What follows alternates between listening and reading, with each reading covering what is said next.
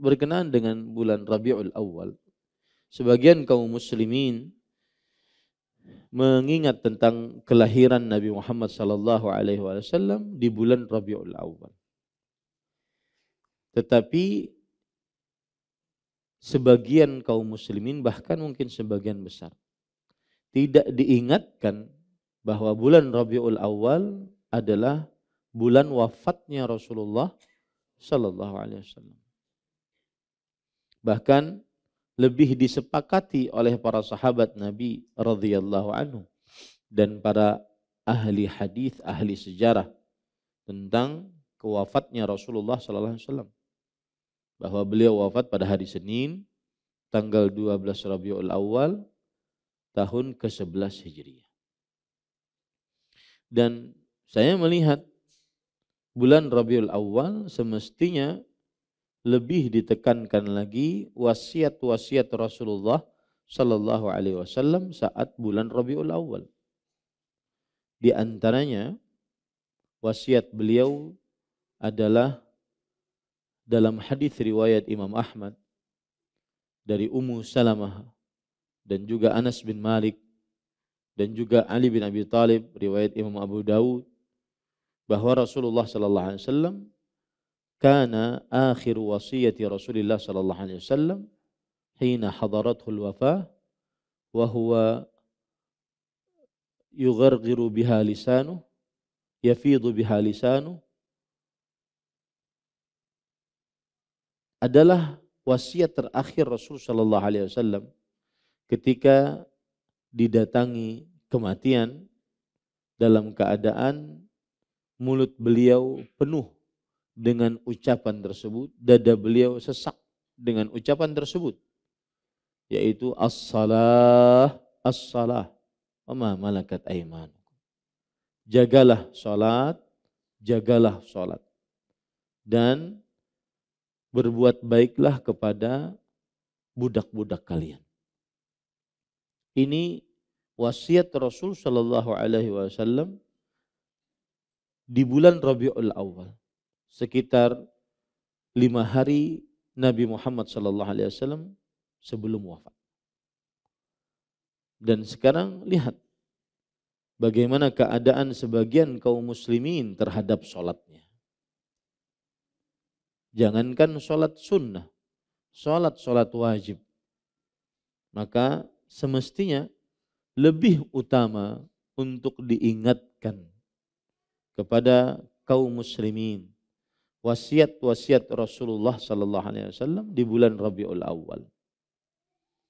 Di antaranya juga hadis yang diriwayatkan oleh Imam Muslim dari sahabat Nabi Jundub bin Junadah radhiyallahu anhu, bahwa Rasulullah sallallahu alaihi wasallam beliau 5 hari sebelum meninggal bersabda, ala wa inna man kana qablakum, ingatlah orang-orang sebelum kalian menjadikan kuburan-kuburan sebagai masjid-masjid. Ala wa inni anhakum an dzalik, ketahuilah sesungguhnya aku melarang kalian akan hal tersebut. Ini wasiat Rasul sallallahu alaihi wasallam 5 hari sebelum beliau wafat.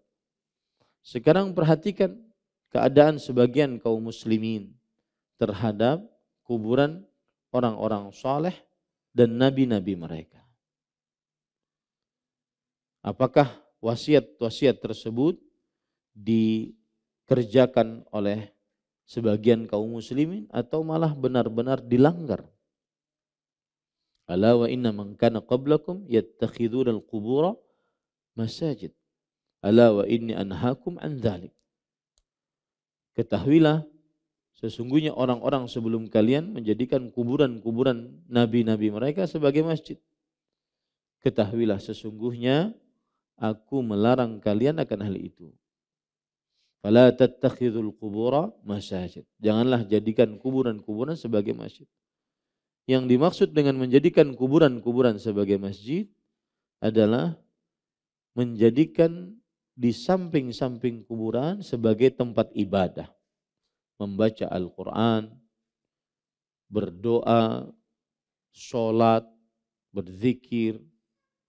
Bahkan sebagian merasa lebih khusyuk sholat, berzikir, berdoa di samping kuburan dibandingkan di dalam rumah-rumah Allah Subhanahu wa taala. Padahal Rasulullah sallallahu alaihi wasallam bersabda, "Al-ardu kulluha tahurun wa masjidun." Sesungguhnya tanah muka bumi ini seluruhnya adalah suci dan dapat dijadikan sebagai tempat sholat. Illal maqbaratu wal hammam. Kecuali pekuburan dan kamar mandi. Saya tidak paham hadis-hadis yang begitu tegas, begitu jelas, begitu sahih. Bagaimana nanti kelak berhadapan dengan hisab, permintaan pertanggungjawaban di sisi Allah Subhanahu wa taala. Karena kita akan ditanya dengan dua pertanyaan kelak. Madza kuntum ta'budun wa madza ajabtumul mursalin? Apa yang kalian ibadahi dan bagaimana kalian menjawab dakwahnya para rasul? Hadisnya terang, jelas seperti matahari di siang bolong. Bahwa dilarang untuk menjadikan kuburan-kuburan sebagai tempat masjid, sebagai tempat ibadah, sebagai tempat untuk sholat. Rasul sallallahu alaihi wasallam bersabda, la tusallu ilal kubur. Jangan kalian sholat menghadap ke kuburan.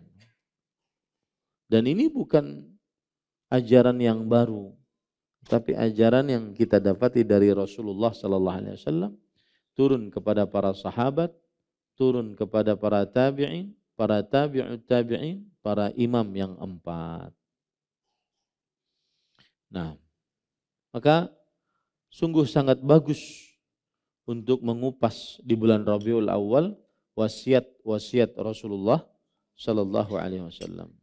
Saat apalagi wasiat-wasiat tersebut banyak diselisihi oleh sebagian kaum muslimin.